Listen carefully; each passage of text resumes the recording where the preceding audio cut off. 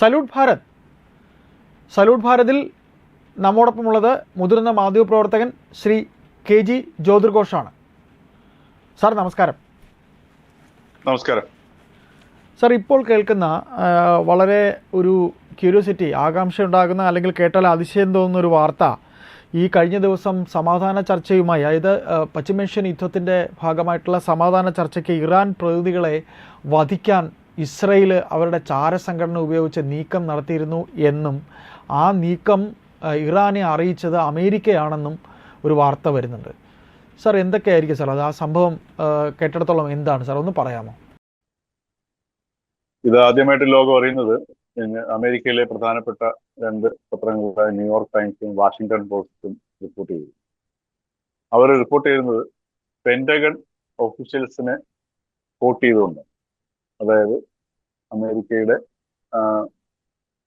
ഈ മിലിറ്ററി ആസ്ഥാന കേന്ദ്രത്തെ ഉദ്യോഗസ്ഥരെ കോട്ട് ചെയ്തുകൊണ്ട്, എന്ന് വെച്ച് കഴിഞ്ഞാൽ അമേരിക്ക ബോധപൂർവം ഇത് പുറത്തു വിട്ടൊരു വാർത്ത. അപ്പൊ അതെന്താണെന്ന് വെച്ച് കഴിഞ്ഞാൽ, അമേരിക്കയും ഇപ്പൊ ഇതിനകത്ത് നിന്ന് മനസ്സിലാക്കേണ്ട സംഗതി, അമേരിക്കയും ഇസ്രയേലും തമ്മിൽ നിലനിൽക്കുന്ന ഒരു ബന്ധത്തെ കൂടി നമ്മളെടുത്ത് കാണും. അതായത് അമേരിക്കയ്ക്ക് ഇസ്രയേലിനെ വിട്ടു നിൽക്കാനും പറ്റത്തില്ല, അതേ സമയത്ത് ഇസ്രയേലിന്റെ താല്പര്യങ്ങൾക്ക് അനുസരിച്ച് അമേരിക്കൻ ഭരണകൂടത്തിന് നീങ്ങാൻ പറ്റാത്ത ഒരവസ്ഥയും എത്തിയിരിക്കും. അതിന്റെ കാരണം നമ്മൾ പല ചർച്ചകളിലും പറഞ്ഞിട്ടുള്ളതാണ്. അതായത് അമേരിക്കയെ നിയന്ത്രിക്കുന്നത് ഏത് ഭരണമുന്നണി വന്നു കഴിഞ്ഞാൽ, ഈ ഡെമോക്രാറ്റ്സ് ആണെങ്കിലും റിപ്പബ്ലിക്കൻസ് ആണെങ്കിലും, അവരെ നിയന്ത്രിക്കുന്നത് അമേരിക്കയുടെ സമ്പദ് വ്യവസ്ഥയെ നിയന്ത്രിക്കുന്ന ഈ ഒരു ജൂത വംശജരാണ്. അവിടുത്തെ പ്രധാനപ്പെട്ട മൾട്ടിനാഷണൽ കമ്പനികളാണെങ്കിലും, അതേപോലെയുള്ള സമ്പദ് വ്യവസ്ഥയെ മുഴുവൻ, രാഷ്ട്രീയത്തെ എല്ലാത്തിനും നിയന്ത്രിക്കുന്ന ഈ ജൂത വംശജരാണ്. അതെല്ലാവർക്കും അറിയാവുന്ന സംഗതിയാണ്. അതുകൊണ്ടാണ് ഈ ഇസ്രയേലും അമേരിക്കയും തമ്മിലുള്ള ആ ബന്ധത്തിന്റെ ആ നിലവാരവും, അതോടൊപ്പം തന്നെ ഇസ്രയേലിൽ ലഭിക്കുന്ന സാങ്കേതിക സാമ്പത്തിക സഹായങ്ങളും എല്ലാം അതിന്റെ അടിസ്ഥാനത്തിലാണ്. അതിന്റെ ഒരു ബലത്തിലാണ് നെതന്യാഹു ഈ പറയുന്നത് പോലെ അമേരിക്കയെ നിയന്ത്രിക്കുന്ന രീതിയിലുള്ള, അല്ലെ അമേരിക്കയുടെ അഭിപ്രായങ്ങൾ, അമേരിക്കൻ പ്രസിഡന്റിന്റെ അഭിപ്രായങ്ങളെ പോലും അവഗണിച്ചുകൊണ്ട് മുന്നോട്ട് പോകുന്ന നടപടിയിലെത്തുന്നു. ഇപ്പൊ ഇവിടെ ദോഹയിലെത്തുന്ന അബ്ബാസ് അരാക്ചിയും അതേപോലെ ഖാലിബാഫും, ഈ രണ്ടുപേരും വളരെ അന്താരാഷ്ട്ര തലത്തിൽ തന്നെ വളരെ ശ്രദ്ധയാകർഷിച്ച രണ്ടുപേരാണ്. വിശേഷിച്ചും അരാക്ചിയും തീർച്ചയായിട്ടും ഖാലിബാഫും. കാരണം അരാക്ചി യുദ്ധം തുടങ്ങിയ അന്ന് മുതൽ അദ്ദേഹം ഇങ്ങനെ ലോകം മുഴുവൻ ഇങ്ങനെ യാത്ര ചെയ്തുകൊണ്ടിരിക്കുന്ന കാഴ്ച അങ്ങോട്ട് കാണും. ചില സമയത്ത് യൂറോപ്പിലാണെങ്കിൽ, ചില സമയത്ത് റഷ്യ, ഇങ്ങനെ യാത്ര ചെയ്തുകൊണ്ടിരിക്കുകയാണ്. ഈജിപ്ത്, പിന്നെ തുർക്കി, സ്ഥിരം യാത്രയാണ്. ആ യാത്രയുടെ എല്ലാ ഉദ്ദേശം ഈ പറഞ്ഞ പോലെ ഒരു യുദ്ധത്തെ അല്ലെങ്കിൽ ഒരു പരിഹാരം, ഈ ഇറാൻ അമേരിക്ക യുദ്ധത്തിലൊരു പരിഹാരം കൊണ്ടുവരിക എന്നുള്ളതാണ് ഇതിന്റെ ലക്ഷ്യം. അതായത് ഈ ലോകത്തിന്റെ മുമ്പിൽ വളരെ ശാന്തനും വളരെ മീഡിയേഷന് യോഗ്യനായ ഒരു വ്യക്തിയാണ് ഈ അരാക്ചി. വളരെ ശാന്തനായിട്ടേ അദ്ദേഹം സംസാരിക്കുകയുള്ളൂ. വികാരങ്ങൾ കടിപ്പെടുന്ന വ്യക്തിയല്ല. അങ്ങനെയുള്ള ഒരു ഡിപ്ലോമാറ്റ് കൂടിയാണ് അദ്ദേഹം. ഡിപ്ലോമാറ്റ് കൂടിയാണ് ഈ ഇറാന്റെ വിദേശകാര്യമന്ത്രി. അതേപോലെ തന്നെ അവിടുത്തെ സ്പീക്കർ ഖാലിബാഫ്. അപ്പൊ ഈ രണ്ട് വ്യക്തികളാണ് ഇപ്പോ ഈ ഇറാൻ അമേരിക്ക ഈ സന്ധി സംഭാഷണത്തിലെ മുഖ്യ രണ്ട് ഘടകങ്ങൾ, അല്ലെങ്കിൽ ഈ മധ്യസ്ഥം നടത്തുന്ന പ്രമുഖരായ രണ്ട്.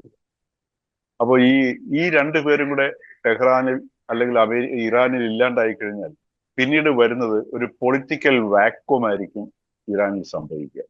തീർത്തും ഈ പറഞ്ഞതുപോലെ IRGCയുടെ പിടിയിലേക്ക് ഇറാൻ വീഴുകയും, അതോടൊപ്പം തന്നെ ഇറാൻ ഒരു രാഷ്ട്രീയ നേതൃത്വം, ഇപ്പൊ പെഷസ്ക്യാൻ പ്രസിഡന്റ് ആണെങ്കിൽ പോലും പെഷസ്ക്യാന് അന്താരാഷ്ട്ര തലത്തിൽ ഈ രണ്ട് നേതാക്കന്മാരും സൃഷ്ടിച്ചതുപോലുള്ള ഒരു സ്വാധീനമോ ഒരു അഭിപ്രായ അതല്ലെങ്കിൽ ഒരു പ്രത്യേകതയോ ഒന്നും സൃഷ്ടിച്ചെടുക്കാൻ പെഷസ്ക്യാന് കഴിഞ്ഞിട്ടില്ല. തീർച്ചയായിട്ടും ഇറാന്റെ ഇപ്പോഴത്തെ ഈ മധ്യസ്ഥ ശ്രമത്തിലെ രണ്ട് പ്രധാന വ്യക്തിത്വങ്ങളാണ് ഈ രണ്ടുപേരും. ഇവരെ രണ്ടുപേരെയും കൂടെ ഇല്ലാതാക്കി കഴിഞ്ഞാൽ തീർച്ചയായിട്ടും അവിടെ വിജയിക്കുന്നത് ഇസ്രയേലാണ്. അതുകൊണ്ടാണ് ഈ വാർത്തയോടൊപ്പം Israel Washington Post, New York Times report ചെയ്തിട്ടുണ്ട്, അലി രാരിജാനിയെ കൊല ചെയ്തതും ഇസ്രയേലാണ് എന്ന്. അതൊരു വെളിപ്പെടുത്തലാണ്. കാരണം അമേരിക്കയാണ് കൊലപ്പെടുത്തിയെന്നുള്ള ധാരണ നേരത്തെ ഉണ്ടായിരുന്നു. കാരണം ഈ യൂറോപ്പും അമേരിക്കയും ഒക്കെയായിട്ട് ഈ സന്ധി സംഭാഷണത്തിലും അതേപോലെ തന്നെ ഇംഗ്ലീഷ് ഭാഷ നന്നായിട്ട് കൈകാര്യം ചെയ്യുന്നതിൽ ഒക്കെ പ്രാവീണ്യമുള്ള ഒരു വ്യക്തിയായിരുന്നു ഈ അലി രാജിഖാനി. അവരുടെ ഇറാന്റെ ഒരു ബുദ്ധിരാക്ഷസനും കൂടിയായിരുന്നു. അപ്പൊ അദ്ദേഹം ഈ പറഞ്ഞതുപോലെ ഈ ബാക്ക്ഡോർ ഡിപ്ലോമസിയിൽ ഏറ്റവും കൂടുതൽ നിർണായക പങ്കുവഹിച്ച വ്യക്തിയുണ്ട്. അപ്പൊ അദ്ദേഹത്തിനെ കൊലപ്പെടുത്തിയതും ഇസ്രയേലാണ്. അതായത് ഏതെങ്കിലും രീതിയിൽ ഇസ്രയേലും ഇറാനും അമേരിക്കയും തമ്മിലുള്ള യുദ്ധത്തിന്റെ ഒരു സമാപ്തി കുറിക്കുമോ എന്ന ആശങ്കയിൽ ആയിരിക്കാം ഇസ്രയേല് ഈ ലാരിജാനിയും കൊല ചെയ്തത്. ആ ലാരിജാനിയെ കൊല ചെയ്തതിന്റെ ഉത്തരവാദിത്വം തങ്ങൾക്കല്ല എന്നുകൂടി അമേരിക്ക ഇപ്പോൾ ഉറക്കെ പ്രഖ്യാപിച്ചിരിക്കുകയാണ്. ഇവിടെ അമേരിക്ക ചെയ്തത് എന്താണെന്ന് വെച്ച് കഴിഞ്ഞാൽ, ഈ ദോഹയിലെത്തുന്ന ഈ രണ്ട് പ്രതിനിധികളെയും കൊല്ലാനായിട്ട് ഇസ്രയേൽ പദ്ധതി ഇട്ടിട്ടുണ്ടെന്ന് ഒരു തേർഡ് പാർട്ടി വഴി അമേരിക്ക ടെഹ്റാനെ അറിയിക്കുകയാണ് ചെയ്യുന്നത്, അല്ലെങ്കിൽ ഇറാനെ അറിയിക്കുകയാണ് ചെയ്യുന്നത്.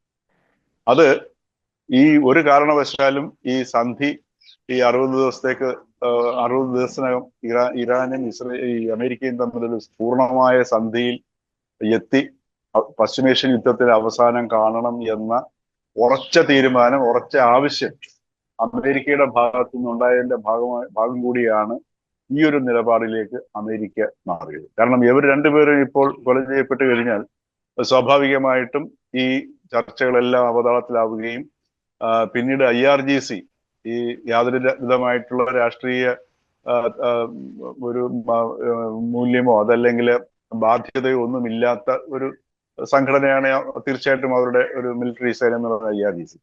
അപ്പൊ അവരുടെ കയ്യിലേക്ക് ഇറാൻ പൂർണ്ണമായിട്ടും എത്തിക്കഴിഞ്ഞു കഴിഞ്ഞാൽ സ്വാഭാവികമായിട്ട് പിന്നീടുണ്ടാവുന്ന നടപടികളോ അല്ലെങ്കിൽ ദുരന്തങ്ങളോ ഒന്നും ഒരുപക്ഷെങ്കിൽ പ്രവചനാതീതമാണ്. അത് അമേരിക്കയ്ക്ക് നന്നായിട്ട് അറിയാം. മാത്രമല്ല ഈ യുദ്ധം വേറൊരു തലത്തിലേക്ക് മാറുകയും ചെയ്യും.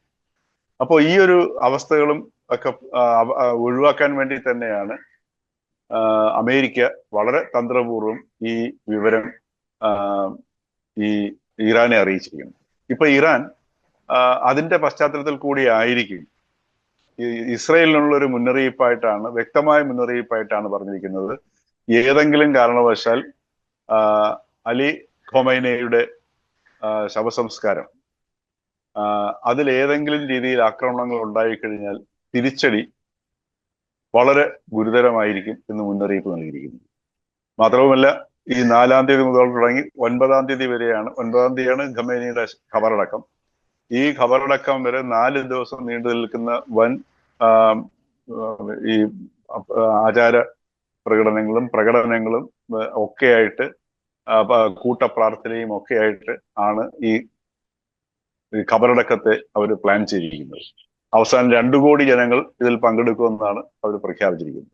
ഇതിനിടയ്ക്ക് ജൂലൈ 8-ാം തീയതി ഒരു പ്രത്യേക വിമാനത്തിൽ ഈ ഖമേനിയുടെ മൃതദേഹം വഹിച്ചുകൊണ്ടുള്ള പേടകം ബാഗ്ദാദിലെത്തി അവിടെ നജാഫിലും ബാഗ്ദാദിലും ഒക്കെ ഈ ശവഘോഷയാത്ര നടത്തി. അവിടെ ഈ ഷിയയുടെ കേന്ദ്രമാണ്.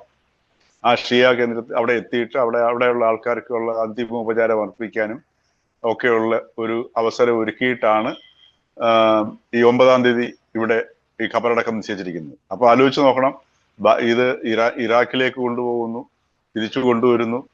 അപ്പം വളരെ അതിസങ്കീർണമായ ഒരു പ്രക്രിയയിലൂടെയാണ് ഈ 4 ദിവസം അവർ 4-ാം തീയതി മുതൽ 9-ാം തീയതി വരെ ഇറാൻ കടന്നു പോകുന്നു. അപ്പൊ ഈ ഏത് നിമിഷം വേണമെങ്കിലും ആക്രമണങ്ങൾ ഉണ്ടാകാം. അപ്പൊ അതുകൊണ്ട് തന്നെയാണ് മുസ്താഫ് ഖമേനിയെ ഈ പരിപാടിയിൽ പങ്കെടുപ്പിക്കേണ്ട, ഈ ഖബറടക്ക ചടങ്ങിൽ പങ്കെടുപ്പിക്കേണ്ട എന്ന് ഇറാൻ ഇപ്പോൾ തീരുമാനിച്ചിരിക്കുന്നത്. ഒരു കാരണം അത് തന്നെ ആയിരിക്കണം. ചിലപ്പോൾ നമുക്ക് സംശയിക്കാവുന്നത് അദ്ദേഹത്തിന് ഒരുപക്ഷെ പങ്കെടുക്കാൻ പറ്റാത്ത ശാരീരിക ഈ അവസ്ഥ കൊണ്ടാണോ എന്ന് നമുക്കറിയത്തില്ല. കാരണം ആദ്യ ദിവസത്തെ ആക്രമണത്തിൽ ഖമേനിയും അതേപോലെ തന്നെ മറ്റ് ഉന്നത മേധാവികളും ഒക്കെ കൊല്ലപ്പെട്ട സംഭവത്തിൽ പരിക്കേറ്റ വ്യക്തിയാണ് ഈ മുസ്താഫ് ഖമേനി.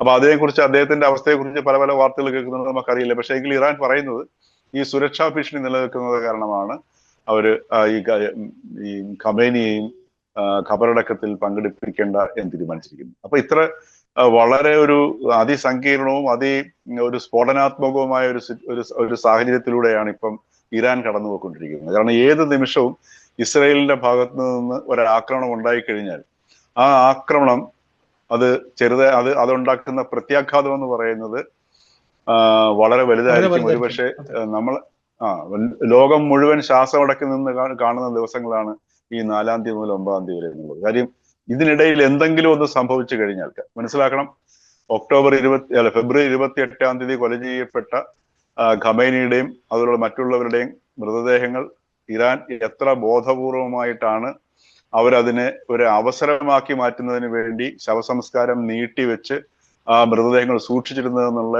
അവരുടെ ഒരു രാഷ്ട്രീയ ഇച്ഛാശക്തി നമ്മൾ ഇതിനകത്ത് കാണും. അതുപോലെ തന്നെ ഞാൻ ഇടപെടുകയാണ് സാർ. അതുപോലെ ഇറാൻ ഇപ്പോൾ പറഞ്ഞിരിക്കുന്നത് ഖൊമേനിയുടെ വധം ഞങ്ങൾ അങ്ങനെ മറന്നിട്ടില്ല, ഞങ്ങളതിന് പ്രതികാരം ചെയ്തിരിക്കും എന്നൊരു വാക്കുകൂടെ ഇറാന്റെ ഭാഗത്തു നിന്ന് വന്നതായുള്ള വാർത്തകളും വരുന്നുണ്ട്.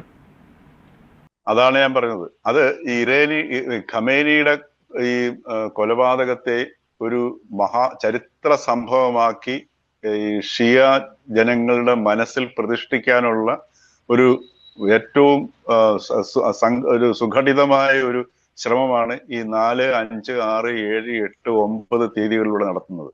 ഒരുപക്ഷെ ചരിത്രത്തിൽ ഇത്രയും വലിയൊരു ഖബറടക്കം ഇതുവരെ നമ്മുടെ ലോക ചരിത്രം കണ്ടിട്ടുണ്ടാവില്ല. ഒന്ന് ആലോചിച്ച് നോക്കുക. ഈ 8-ാം തീയതി ഇറാനിൽ നിന്ന് ഈ മൃതദേഹം ബാഗ്ദാദിലേക്ക് കൊണ്ടുപോവുകയും അവിടെ നിന്ന് തിരിച്ചു കൊണ്ടുവരികയൊക്കെ ചെയ്യുന്ന ആ ഒരു പ്രക്രിയ ആലോചിച്ചു. ഇത് ഈ ഷിയ സമൂഹത്തിന്റെ, ലോകത്തെമ്പാടുമുള്ള ഷിയ സമൂഹത്തിന്റെയും പിന്നെ പൊതുവിൽ മുസ്ലിം വിഭാഗത്തിന്റെയും ഇടയിൽ ഒരു ചരിത്ര സംഭവമാക്കി ഒരു ഐക്കോണിക് മൊമെന്റ് ആക്കി മാറ്റുക എന്നുള്ളതാണ് ഇറാന്റെ ലക്ഷ്യം. അപ്പൊ അപ്പോ ഒന്ന് ആലോചിച്ചൊക്കെ ഇവരുടെ ആസൂത്രണത്തിന്റെ ഒരു എന്താ പറയാ ഒരു കൂർമ്മത ആലോചിച്ച് നോക്കുക. എത്ര വളരെ ബുദ്ധിപരമായിട്ട് അല്ലെങ്കിൽ വളരെ കാൽക്കുലേറ്റീവ് ആയിട്ടാണ് അവര് ഈ മരിച്ചുപോയ അവരുടെ മത അധ്യക്ഷന്റെ മൃതദേഹത്തിന്റെ ഖബറടക്കത്തെ അവര് മാറ്റുന്ന രീതി ഒന്ന് ആലോചിച്ച് നോക്കുക. ഇറാനെ മുഴുവൻ ഉണർത്താനും അതോടൊപ്പം തന്നെ മുമ്പോട്ടുള്ള അവരുടെ യാത്ര ഇനി എങ്ങനെയായിരിക്കും, എങ്ങനെയാണ് തങ്ങൾ അമേരിക്കയെ പരാജയപ്പെടുത്തി യുദ്ധത്തിൽ വിജയം നേടിയത്. ശരിക്കും പറഞ്ഞാൽ ഈ 4-ാം തീയതി മുതൽ 9-ാം തീയതി വരെ നടക്കുന്ന ഈ ഇറാനിൽ നടക്കുന്ന ഖമേനിയുടെ ഖബറടക്കം എന്ന് പറഞ്ഞത് അമേരിക്കയുടെയും ഇസ്രയേലിന്റെയും പുറത്ത് ഇറാൻ നേടിയ യുദ്ധവിജയത്തിന്റെ ഒരു പരോക്ഷമായ ആഘോഷം കൂടിയാണ്.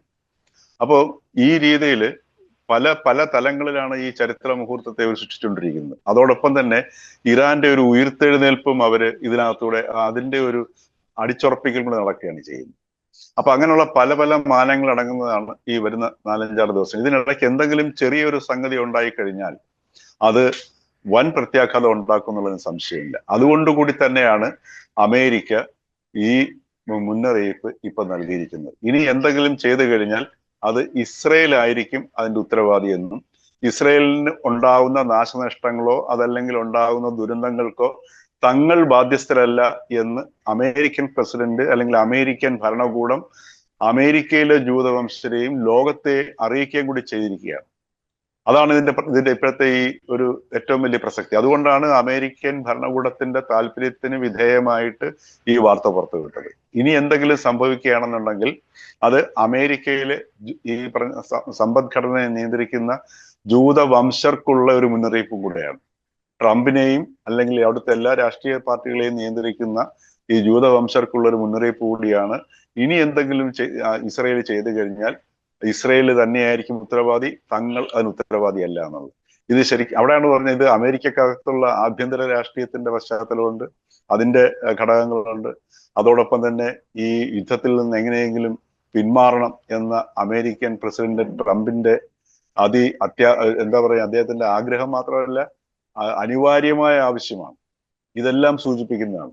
അപ്പോ അവിടെയാണ് ഇനിയിപ്പോ ലോകം ശരിക്കും പറഞ്ഞാൽ ഈ 4-ാം തീയതി മുതൽ 9-ാം തീയതി വരെയുള്ള ദിവസങ്ങൾ എന്ന് പറഞ്ഞാൽ ലോകം ശ്വാസമടക്കി നോക്കിക്കൊണ്ടിരിക്കുന്ന ഓരോ നിമിഷങ്ങളുമായിരിക്കും. ഒരു ഇടപെടൽ നടത്തിക്കോട്ടെ സാർ, ഒരു ഇടപെടൽ സാർ. അതായത് ഇപ്പൊ ഈ പറയുന്ന 4 മുതൽ 9 വരെ ഈ കബറടക്കം നടക്കുന്ന അവസരത്തിൽ അവിടുത്തെ ആൾക്കാർ മാത്രമല്ല, ഇറാൻ ക്ഷണിച്ച ലോകത്തു നിന്നുള്ള നിരവധി പ്രതിനിധികളുമുണ്ട്.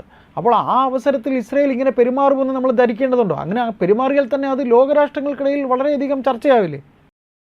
പിന്നെ തീർച്ചയായിട്ടും അതാണ് പറയുന്നത്. ഇപ്പൊ നോക്കൂ, ഇന്ത്യയിലെ പ്രധാനമന്ത്രിയെ മാത്രമല്ല അവർ ക്ഷണിച്ചിരിക്കുന്നത്. അതെ, ഇന്ത്യയിലെ പ്രധാനപ്പെട്ട രാഷ്ട്രീയ നേതാക്കളെ എല്ലാം അങ്ങോട്ട് ക്ഷണിച്ചിരിക്കുകയാണ്. അതാണ് ഞാൻ പറയുന്നത്, ഖമേനിയുടെ ഖബറടക്കം ഇറാന്റെ ഉയർത്തെഴുന്നേൽപ്പ് മുഹൂർത്തമാക്കി അവർ പരിണമിപ്പിക്കുകയാണ് ചെയ്യുന്നത്. ലോക രാജ്യങ്ങളുടെ പിന്തുണ ആർജിക്കുന്നു. അതോടൊപ്പം തന്നെ അമേരിക്കയുടെ മേലുള്ള യുദ്ധ വിജയം അവർ ആഘോഷിക്കുന്നു. അതോടൊപ്പം തന്നെ ഒരിക്കലും മറക്കാനാകാത്ത ഒരു മുദ്രയായിട്ട് മുസ്ലിം ജനവിഭാഗങ്ങളുടെ ഉള്ളിലേക്കും വിശേഷിച്ചും ഷിയ സമൂഹത്തിന്റെ ഉള്ളിലേക്കും സന്നിവേശിപ്പിക്കുകയും ചെയ്യുന്നു എന്നുള്ളതാണ്. അതാ പറഞ്ഞത്, ഒരുപക്ഷെ ലോകം കണ്ടിട്ടുള്ളതിൽ വെച്ച് ഏറ്റവും വലിയൊരു എന്താ പറയുക, ഒരു സ്ട്രാറ്റജിക് നീക്കമാണ് ഈ ഇത്തരത്തിലുള്ള ഒരു ഖബറടക്കം എന്ന് പറയുന്നത്. ഇതിവിടെ ഇറാൻ ജനതയെ സംബന്ധിച്ച് ഒരു പക്ഷേ അവരുടെ മത അധ്യക്ഷന്റെ മരണത്തിൽ ദുഃഖമായിരിക്കാം അവർ പങ്കെടുക്കുന്നത്. അതേ സമയത്ത് ഇറാനിലെ ജനതയും തങ്ങളോടൊപ്പം കൂട്ടുകയാണ് ചെയ്യുന്നത്. ആഭ്യന്തരമായിട്ടും ആഗോളതലത്തിലും ഒക്കെ ഒരുപാട് നേട്ടങ്ങൾ ഈ ഒരൊറ്റ സംഭവത്തിലൂടെ ഇറാൻ നേടുകയാണ്. ഈ വരുന്ന 4 ദിവസം, 4 മുതൽ 9 വരെയുള്ള ദിവസങ്ങൾ ഇറാൻ ജനതയെ വീണ്ടും തങ്ങളോടൊപ്പം കൂട്ടാനുള്ള ഒരു ശ്രമമാണ് നടത്തുന്നത്. ആ ഷിയ സമൂഹത്തെ തങ്ങളോടൊപ്പം ചേർത്ത് നിർത്തി ആരുടെയെങ്കിലും ഉള്ളിലുള്ള പ്രതിഷേധങ്ങളോ മറ്റ് ഒരുപാട് പ്രതിഷേധങ്ങളും പ്രക്ഷോഭങ്ങളും ഒക്കെ ഉണ്ടായിട്ടുണ്ടല്ലോ. അപ്പൊ അതുകൊണ്ട് ഇറാൻ ഇതാ മാറാൻ പോകുന്നു. അതുകൊണ്ട് ഇറാൻ ജനത ഒന്നിച്ചു നിൽക്കണം എന്നുള്ള ഒരു സന്ദേശം കൊടുക്കുന്നു. അതോടൊപ്പം തന്നെ അന്താരാഷ്ട്ര തലത്തിൽ ഈ ഒരു സന്ദേശം കൊടുക്കുന്നു. അപ്പൊ ഇതിന്റെയൊക്കെ പശ്ചാത്തലത്തിലാണ് അമേരിക്ക ഇപ്പോൾ വളരെ തന്ത്രപ്രധാനമായിട്ടുള്ള ഈ ഒരു വിവരം പുറത്തുവിടുകയും ഇസ്രയേലിനെ മൂക്കുകയറിട്ട് പിടിച്ചു നിർത്താനും അതോടൊപ്പം തന്നെ ആഭ്യന്തരമായിട്ട് ട്രംപ് അവിടുത്തെ ജൂതരെയും മെരിക്കുവാനുള്ള ഒരു തന്ത്രമായിട്ടാണ് ഈ വാർത്ത ഇപ്പോൾ പുറത്തുവിട്ടിരിക്കുന്നത്. അത് തീർച്ചയായിട്ടും ഈ വരുന്ന 4-ാം തീയതി മുതൽ 9-ാം തീയതിയിലുള്ള ഓരോ നിമിഷങ്ങളും വളരെ വിലപ്പെട്ട നിമിഷങ്ങളാണ്. നമ്മുടെ ഓരോരുത്തരുടെയും ജീവിതത്തെയും പോലും ബാധിക്കുന്ന സന്ദർഭമാണ് ഈ വരാൻ പോകുന്ന 4-5 ദിവസങ്ങൾ എന്ന് പറയുന്നത്.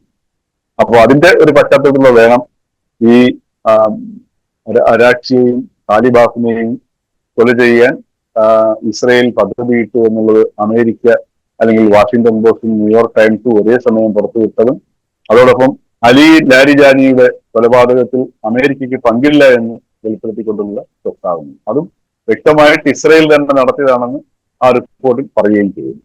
ഈ ഒരു പശ്ചാത്തലത്തിലാണ് ഇതിനെ നമ്മൾ പറയുന്നത്. നന്ദി. Thank you sir.